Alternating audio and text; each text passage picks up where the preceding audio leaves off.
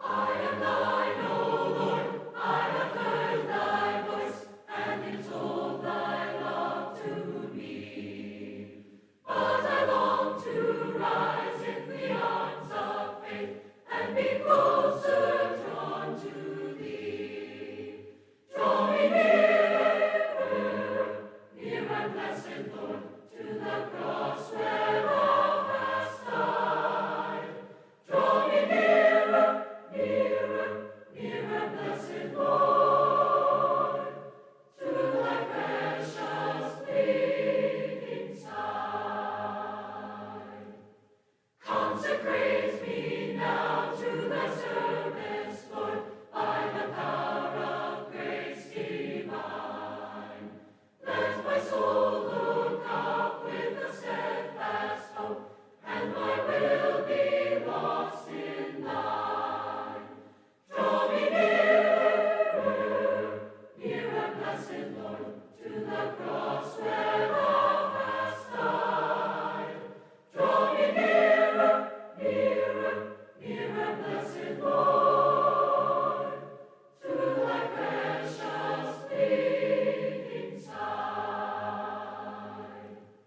There are depths of love that I cannot know till I cross the narrow sea.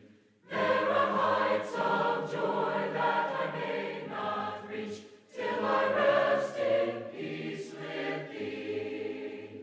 Draw me nearer, nearer, blessed Lord, to the cross where thou hast died. Draw me nearer, nearer, nearer, blessed Lord, to thy precious bleeding side.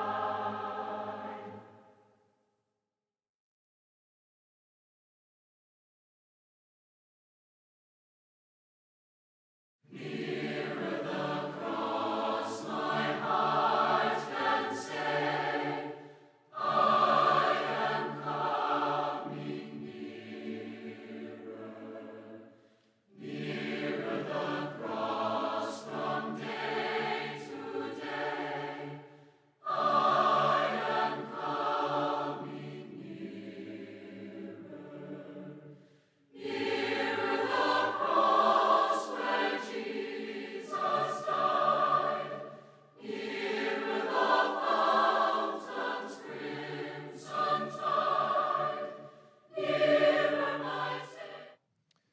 If you would, take out your Bibles and open up to Galatians chapter 3. Galatians chapter 3. You know that other book that starts with the letter G.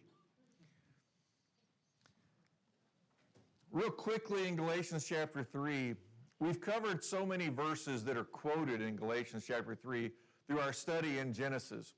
And so it's time to kind of culminate and bring these things together kind of at a good time with where we're at in Genesis.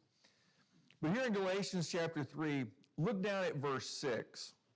And we want to kind of focus in on some of these promises that are given. Paul brings them up for a specific reason in Galatians, but just notice these things together. Galatians chapter 3, verse 6. Even so, Abraham believed God, and it was reckoned to him as righteousness. Therefore, be sure that it is those who were of faith who were sons of Abraham.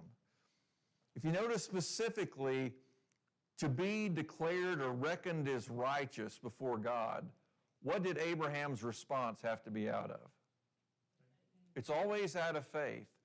And faith is not something that you just go, oh, you know what, everything that I'm looking at in front of me, this just makes sense. And so, of course, this is the only way you would choose to go. For Abraham, so many of these times you see, he believed God's promises about how many descendants that he would have. And if you kind of have a little footnote there on verse 6, it refers you back to Genesis chapter 15. And you remember the promises that God gave about his descendants and his responses to God. Then in verse 7, be sure that it is those who are of faith who are sons of Abraham. If we want to be tied to these promises that God gave to Abraham as being his descendants or his heirs, to go, we also have to be people who respond out of faith. In terms of faith is always a response to God's commands. It's not a response to going, well, what do you see in all this? It's a response of going, I'm going to follow his ways. Then, look at verse 8. The scripture foretelling that God would justify the Gentiles by faith preached the gospel beforehand to Abraham, saying, all the nations will be blessed in you. So these promises that God gave to Abraham, they weren't just for the future generations that would be the Israelites and the Jews. They even include who? Gentiles. That's great news for us, right? And realize all the nations will be blessed in you. So every nation would find a blessing by faith in what Abraham's promises were. Then verse 9. So then those who are of faith are blessed with Abraham the believer. Notice how far out of his way Paul goes to point out about Abraham.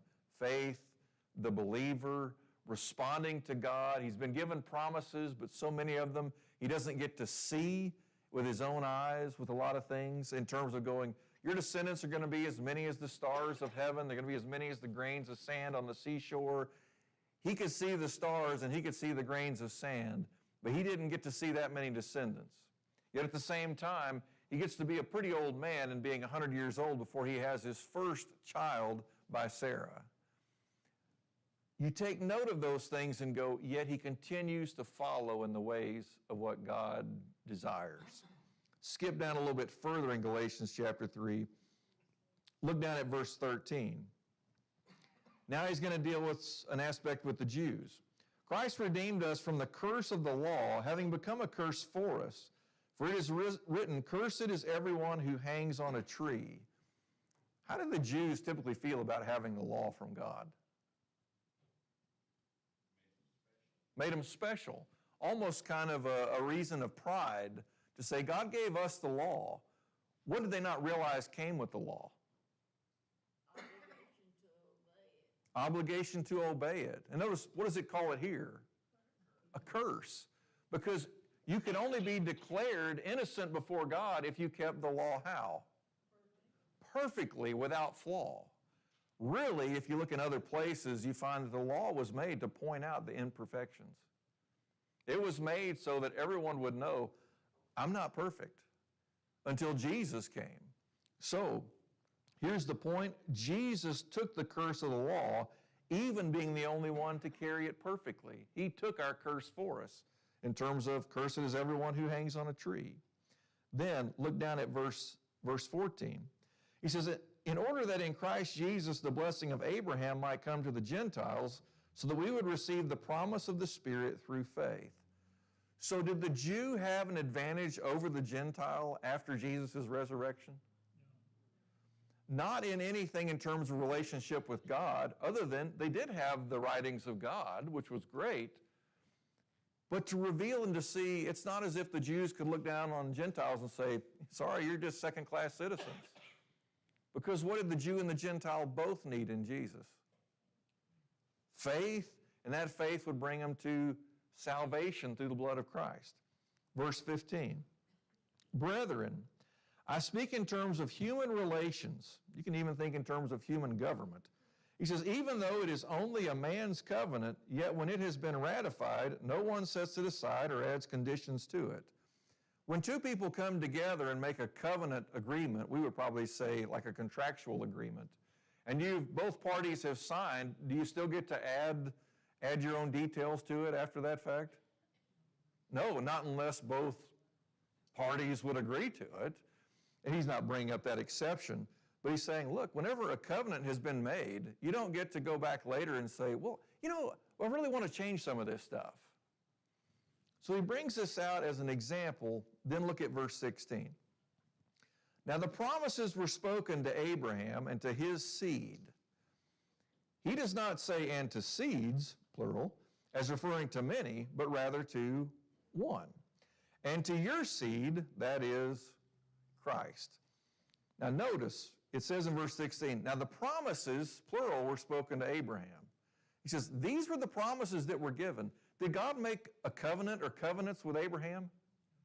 Yes. Were those going to be changed later after they'd been ratified by God? No. And it didn't matter whether the law came later. It didn't change these promises to Abraham. So the Jews couldn't think they were better. The Gentiles, in the same sense, get to enjoy these same promises through who? Through Jesus. And notice specifically here in verse 16, it says, now the promises were spoken to Abraham and to his seed. And in context here, the seed is who? Christ. One seed that brings about these promises that were given in all those things that were together. Now, come back to Genesis chapter 22.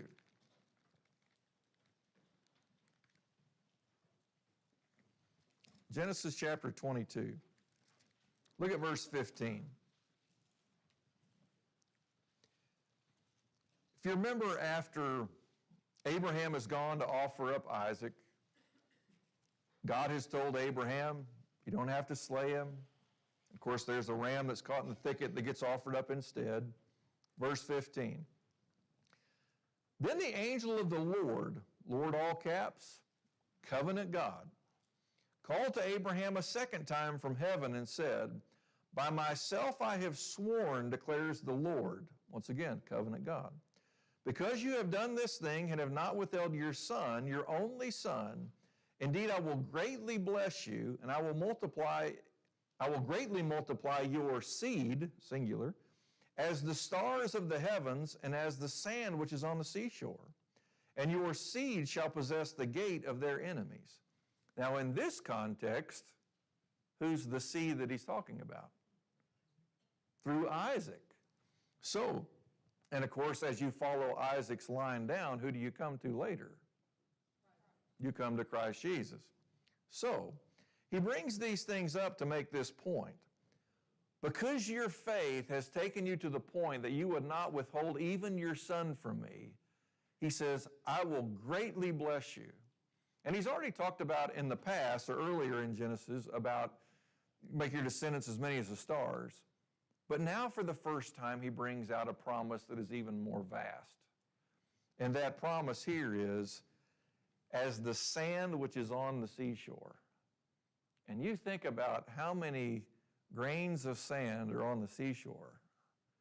I mean, I challenge you, the next time you go to the beach, just pick up sand in your hand, just a little bit, and try to count how many grains of sand you have just in your hand. And then look down that seashore to the left and the right until the horizon hits and start to wonder how you could calculate just that one beach. And then realize how many miles of beaches are there on this planet. You start to realize something that is so vast and so humongous and so beyond our own accounting that we just have to simply make guesses.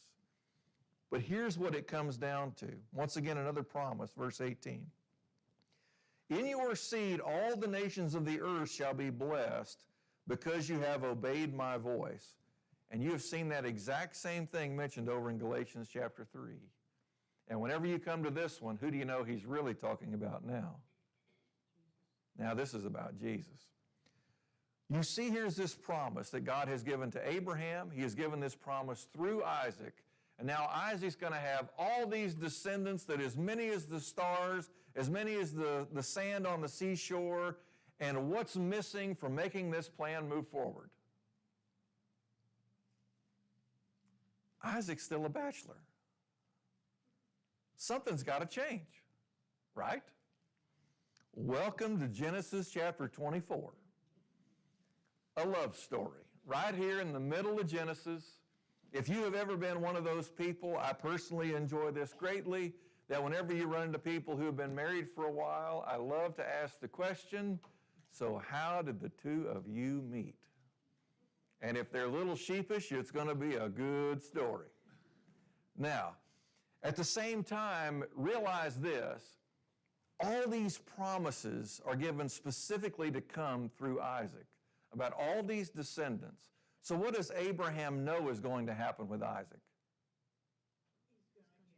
He's going to get married at some point. Now, just a quick thought in here on timing. If you remember from chapter 23, how old is Sarah when she dies? 127 years old. And so you know that whenever she dies is 127, how old is her husband Abraham? 137. And of course, being 137 years old, he was 100 years old whenever Isaac was born. So Isaac is 37 years old whenever Sarah dies, his mother. By the time we get over to Genesis chapter 25, whenever Isaac and his mate are going to be married, he's going to be 40 years old. So what you're looking at here in Genesis chapter 24 happens in between those 3 years, in terms of from the ages of 37 to the time he gets married when he's 40. So this is kind of a small window. But at the same time, you know, just a little idea about age-wise, how Isaac is in this, how Abraham is in this. This happens before Abraham turns 141. So it's within that period of time. But it also tells you a little bit about Abraham's age. Genesis chapter 24, verse 1. Now Abraham was old, advanced in age, and the Lord had blessed Abraham in every way. I hope you think of 137 as being advanced in age still to this day. But realizing too, it says the Lord had blessed Abraham in every way. The covenant God had blessed Abraham. Tell me about some of the ways that God had blessed Abraham. He's got a son by the name of Isaac. Long life. He's already at least 137 years old.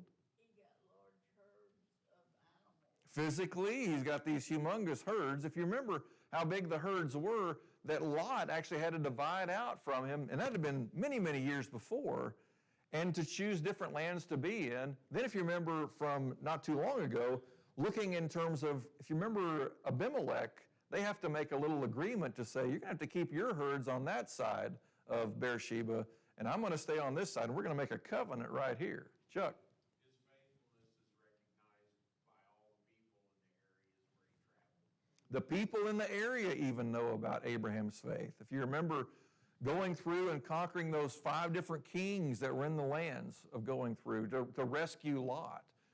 And yet, he's known far and wide, yet all the things that God has walked with him with in terms of even times of immaturity, of lying to Pharaoh, lying to Abimelech about who his wife was, saying she's my sister, even though it's a half-truth, still deceptive. And yet at the same time, you see how God would carry him through wars against mighty kings, to see how he would protect him, to show him a great destruction that was coming on Sodom and Gomorrah, great faith-building experiences in terms of one thing after another, to think of having your mate at the age of 89 or 90 be pregnant with your first child together. So many different opportunities, and yet the blessing is always present. And if you notice it, what we've seen earlier in chapter 22, he says, by myself I have sworn. Whenever God makes a statement like that, what do you know? It will happen. It will not be altered or changed. Now, in every way he's been blessed. Even in offering up Isaac, he's blessed. Then, verse 2. Abraham said to his servant, the oldest of his household, who had charge of all that he owned, please place your hand under my thigh. Now, you may remember from earlier on in Genesis chapter 15 where Abraham actually appeals to God about, Eliezer's my only heir in my house. Eliezer of Damascus. I don't know that you necessarily need to tie those two thoughts together with what's going on here. I've seen some people try to do that. I'd be real leery of that. But just notice here, it doesn't give this servant's name in all of Genesis 24. It just calls him his servant. So Abraham said to his servant, the oldest servant of his household, which tells you, has he been with Abraham the longest? It certainly seems that way. Has he seen Abraham's faith? In some ways he certainly has, maybe not in everything that we've read. But at the same time, he says he had charge over all that he owned, and then he says, please place your hand under my thigh. Now, I know to us, that sounds really, really odd. If somebody was to come up to you and say, I want you to place your hand under my thigh, you would go, You're going to have to tell me a little more first. Understand, though, this is a master and a servant relationship. And what you're about to see take place is a solemn oath that this servant's going to make to Abraham. You will see this repeat itself in a different setting later on in the book of Genesis. In Genesis 47:29, Israel, or Jacob, is going to tell his son Joseph, you put your hand under my thigh and you make me a promise that you will not bury me here in Egypt, that you will bury me back in Canaan. Specifically, that you will bury me in the same place that Sarah is buried, Abraham will be buried, as we know from here going forward, in terms of Machpelah, same place. And so you see this come about on more than one occasion. And what you find with this is not just a common command of a master over a servant. This is a very solemn oath. And this didn't happen all the time. This is very, very rare.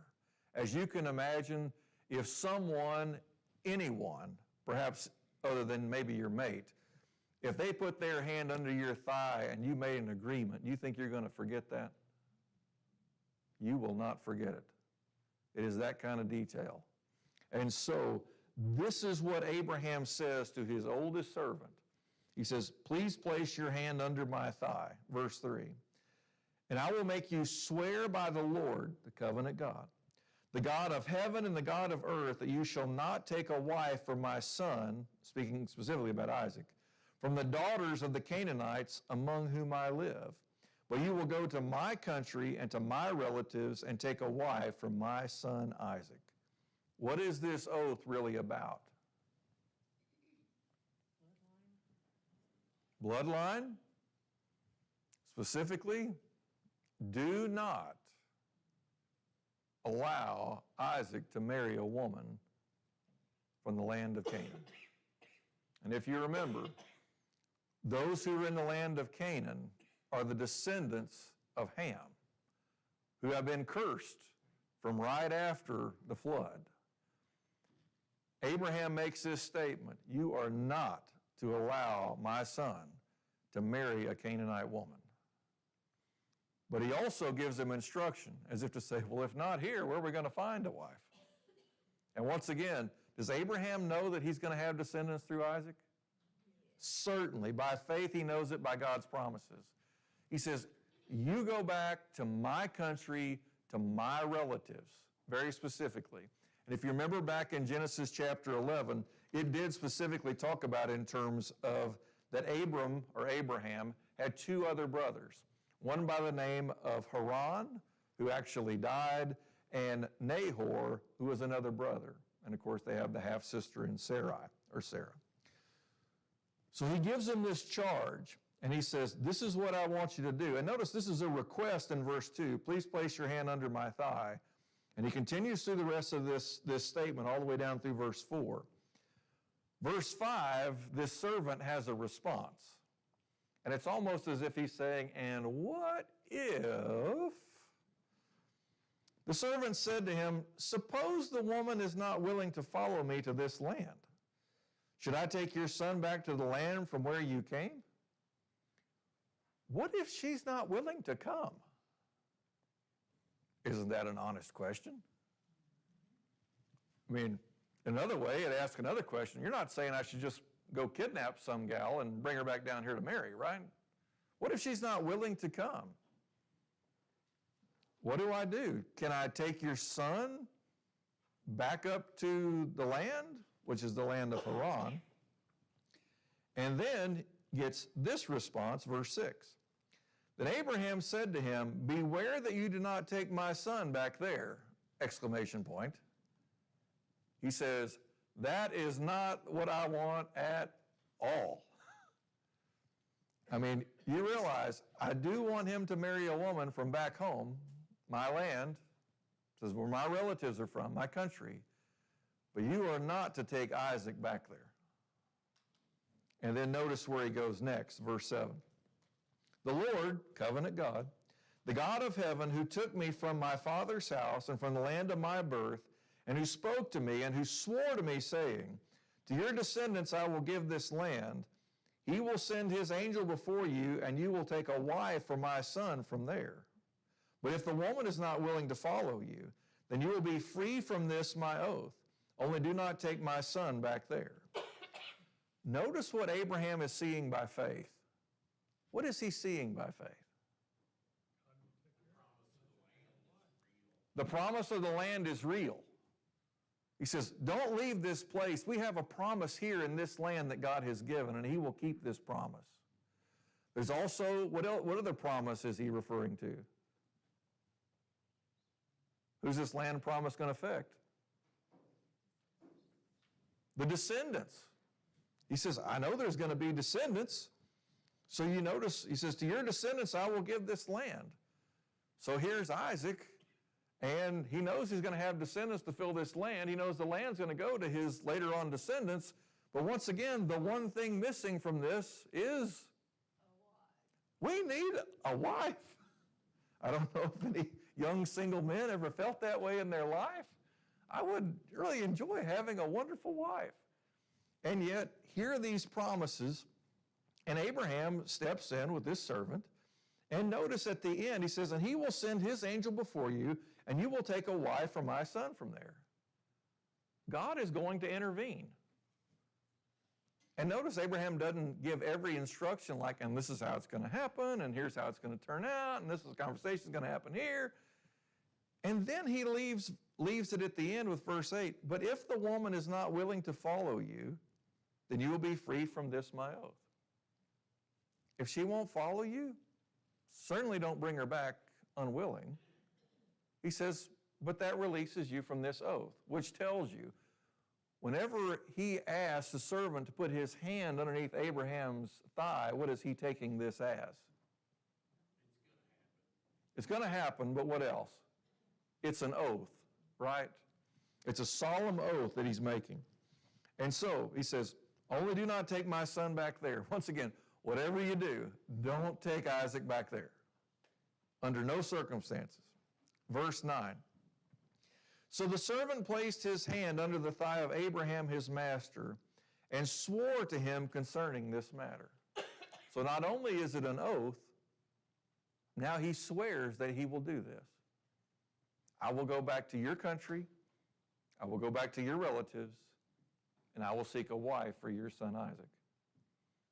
And if you notice at this point, now that the terms of the oath have been solidified through these previous verses, now he puts his hand underneath Abraham's thigh and he swears to do this. Then, verse 10. We'll see about how serious this is as you move forward. Verse 10. Then the servant took 10 camels from the camels of his master and set out with a variety of good things. And I'll go ahead and give you a little idea about the good things. There's some gold jewelry, there's some silver jewelry, there's some garments that are there. But 10 camels of the camels of his master set out on a variety of good things, says on the master in his hand. And he arose and went to Mesopotamia to the city of Nahor. If you remember, Nahor is the brother of Abram or Abraham. So he's going back to this city, and if you notice it says it's in the land of Mesopotamia. If you remember, the land of Mesopotamia is surrounded by two specific rivers, the Tigris and the Euphrates rivers. And it just so happens that Haran is 450 miles away. Now, I know for you and me, 450 miles doesn't sound like a whole lot. Roughly, as the crow flies, from Jeff City to Dallas, Texas, is about 450 miles. You can add a little bit in there. If you fly it out of Columbia, you can get there in about 90 minutes. Sounds pretty simple, right?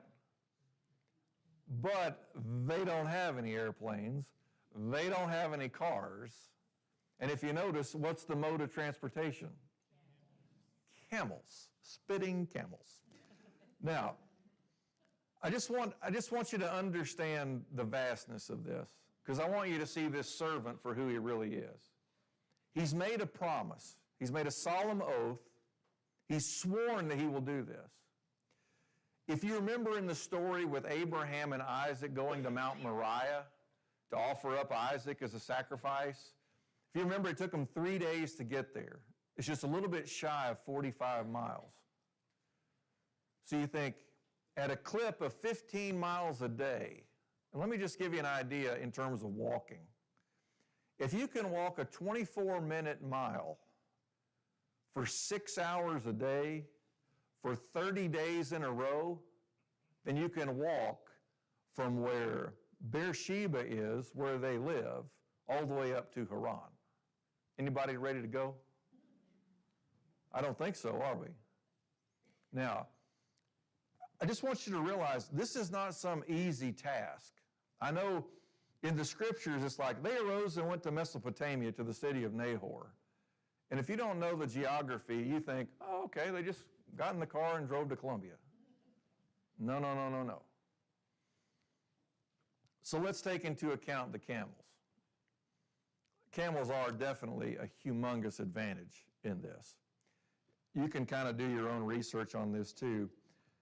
Typically, camels, they can travel as far as 40 miles a day, but that's like saying you can sprint for 30 seconds, and then how long are you going to do in 30 days doing that same thing? So if you try to be a little conservative, about 25 to 30 miles a day you could cover with a camel in traveling.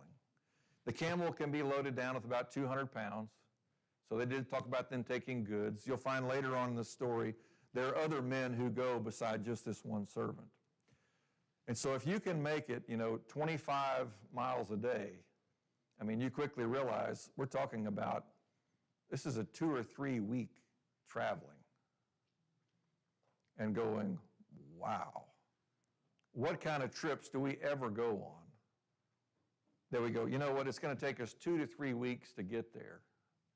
And we're going there because not for pleasure. We're going there on a mission.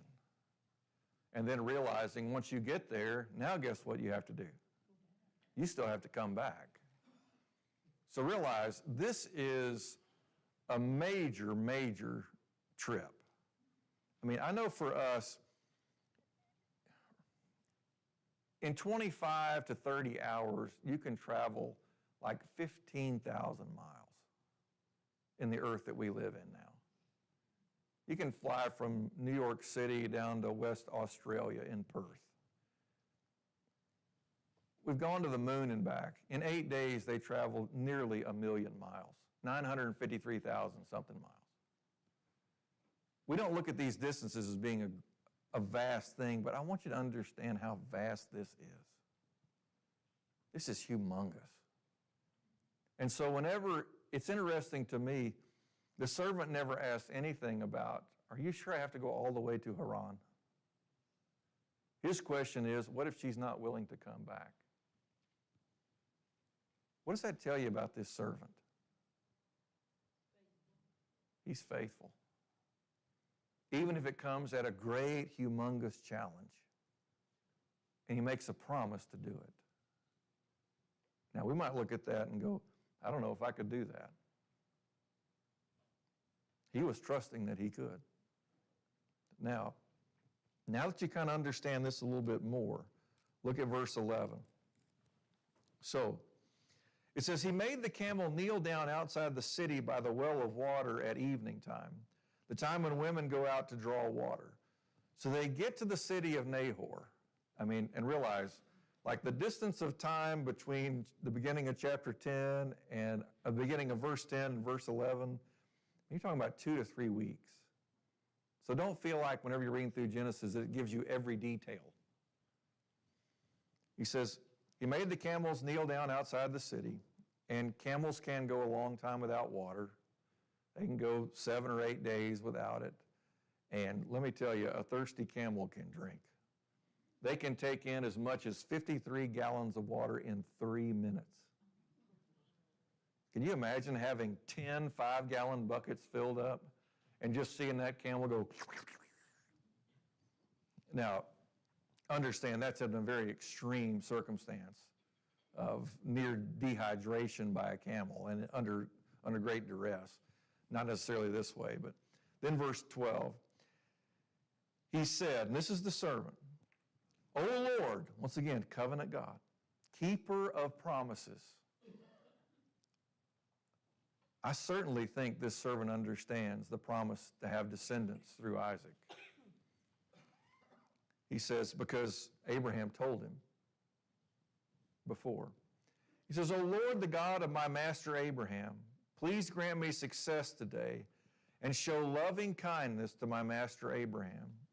Loving kindness is covenant love in the Old Testament. Don't tie that to whenever you see it in the New Testament. But in the Old Testament, it's covenant love. It means I'm going to do what I've promised to do. And so here's this servant who says, you're the covenant God. He says, grant me success today, show loving kindness, show covenant love to my master Abraham. He says, behold, I'm standing by the spring, and the daughters of the men of the city are coming out to draw water. He says, here these women are coming out of the city, and here's this servant who's looking for a wife for his master's son in terms of Isaac. And you'll see the wisdom that this servant has, and also kind of wonder about how long the journey has been, because notice how he appeals. Verse 14. And may it be that the girl to whom I say, please let down your jar so that I may drink, and who answers, drink, and I will water your camels also. Woo, please let that be her. I think you can understand why he puts it that way. I mean, if they were to drink all the water they could hold, I mean, that's a lot of water. I think 500 gallons worth, that's a bunch. That's only for thirsty camels, though. He says, may she be the one whom you have appointed to your servant Isaac, and by this I will know that you have shown loving kindness to my master. Look at what he puts forward. He prays to God, the covenant God, to keep his covenant promises, and he says, will you do it by basically, when these women come out to draw water, if I ask one of them to have a drink, she will lower her jar, give me a drink of water, and then say, unasked, I will also water your camels. 10 camels, if they all lived it through the trip, all of them right there. And you go, woo, that's a pretty big ask, right? Verse 15. Before he had finished speaking, he couldn't even get to the end of what we know of as verse 14. Behold, Rebekah, who was born to Bethuel, the son of Milcah, the wife of Abraham's brother Nahor, came out with her jar on her shoulder. You remember back at the end of Genesis 22 where it gave us the genealogy of Bethuel and Nahor, and it just seemed like a peculiar little place to get all that little nugget, and they go, that's why you got it back there, so that you can know those details. So here it comes through. Here's Rebekah, definitely tied into the family in terms of Rebekah and her brother Lot are the children of Bethuel. Bethuel is the son of Nahor and Milcah, and of course, Nahor being the son of Terah, or brother of Abram. So definitely within the home country, definitely within a relative of Abram. Then, verse 16 gives you a little detail here about her. The girl was very beautiful, a virgin, and no man had had relations with her. And she went down to the spring and filled her jar and came up. And so here's this servant, and he looks around, and notice it's not just one woman that's coming out from the city of Nahor. There's a lot of them. This is kind of the normal time for women to come out and draw water. I think it'd be smart. It's in the cooler part of the day. Makes sense to me. So here she is, very beautiful girl, virgin. In other words, she's never been married, never been with a man. Purity is at hand here. In terms of relatives will be pure. You're not going to have another Hagar moment here. We're not going down that path in this story. Then, verse 17. Then the servant ran to meet her and said, please let me drink a little water from your jar. Here he is running toward her. It is just amazing. Out of all the girls that are there, he shows up at this point and runs to her. And sure enough, it says, please let me drink a little water from your jar. Verse 18, she said, drink, my lord. Oh, she shows him respect. for a servant who's over 450 miles from home to get a respect from someone to him who is a stranger. What a find. Then, and she quickly lowered her jar to her hand and gave him a drink. Verse 19. Now when she had finished giving him a drink, she said, I will draw also for your camels until they have finished drinking. Notice she doesn't just say, I'll draw for your camels. That's one thing. Remember, the servant's prayer was that she would just draw water for the camels. But what little added detail is here? I'll keep drawing water until your camels don't want anything more to drink. What does this tell you about Rebecca, just in general? Here's your introduction. She's a servant. Here's a servant who's sent out to find her, and she turns out to be a servant too. She sound highfalutin to you? She sounds stuck on herself? No, not at all. And notice, she hasn't even been asked. Voluntary service. He says, until they have finished drinking. Look at the effect on the servant. I love this verse. Verse 20 and 21. So she quickly emptied her jar into the trough and ran back to the well to draw, and she drew for all his camels, back and forth, pouring all this water into the trough. The camels are drinking it down much more quickly than we can probably imagine. I mean, think about that. That's a lot of gallons in just a couple minutes. Anyway, verse 21. Meanwhile, while she's doing this, going back and forth, the man was gazing at her in silence to know whether the Lord, the covenant God, had made his journey successful or not.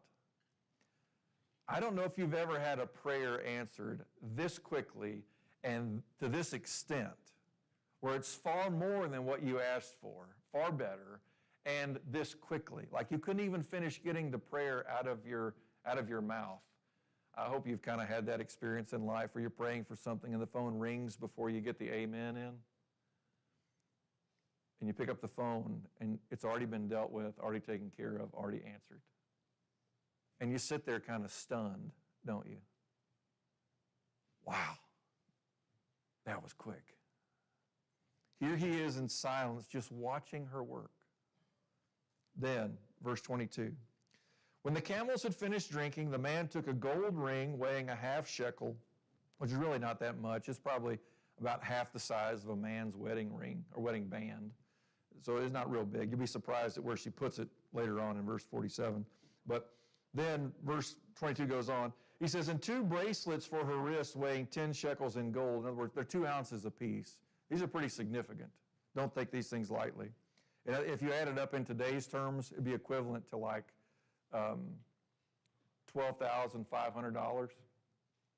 That's a pretty good gift. She's like, man, maybe I should have watered him a little more. But this is quite a gesture on his side as well. Then, verse 23, and said, whose daughter are you? Isn't that a good question? Please tell me, is there room for us to lodge in your father's house? She said to him, I'm the daughter of Bethuel, the son of Milcah, whom she bore to Nahor. Can you imagine? You mean this is not just some random girl? This is actually a niece of Abraham's? Or a great niece, great niece. And you realize, wow. Verse 25. Again, she said to him, we have plenty of both straw and feed and room to lodge in. He says, we have everything you need. I'm glad you asked. Here's everything. I mean, he didn't pray for this part, did he? Notice his response with the answers. Verse 26. Then the man bowed low and worshiped the covenant God. What is God doing? Keeping his covenant promises. Is he doing it in a wonderful, masterful way? Yes. One more verse, and then we'll leave you with a cliffhanger. He said, blessed be the Lord, the covenant God, the God of my master Abraham, who has not forsaken his covenant love, loving kindness, and his truth toward my master. As for me, The covenant God has guided me in the way to the house of my master's brothers. What does he recognize about God? He keeps his promises, and he does it in a marvelous way. The first woman that I come to not only draws for the camels until they don't want anything more to drink, it just so happens she has a place for us to stay. She has fodder for the camels, and it just so happens that she is my master's brother's granddaughter. Whoa. Praise the Lord. I knew I'd leave you with a cliffhanger. There's no way we're getting through this whole chapter. All right. Lord willing, next week we'll come back and try to finish up chapter 24.